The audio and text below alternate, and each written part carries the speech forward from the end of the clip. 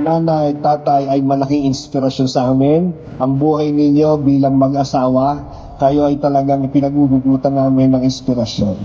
Kaya nagpapasalamat kami sa Panginoon sapagkat kayo naging aming magulang.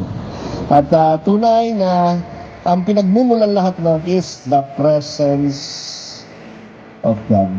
Kapag ang presensya ng Diyos nasa isang pamilya, kahit anong problema, nagkakaroon lagi ng solusyon.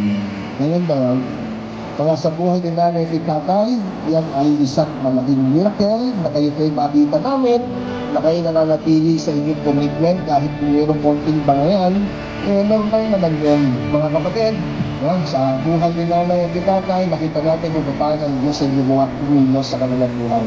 Walang problema na hindi nila nasolusyonan. Kasama talaga yung spices of life nun. Ang mahalaga lang, patuloy pa rin na nag-uunawaan, nagpapatawaran, at nagmamahalan. Kaya purihin ng Diyos sa buhay ni tatay at ni nanay.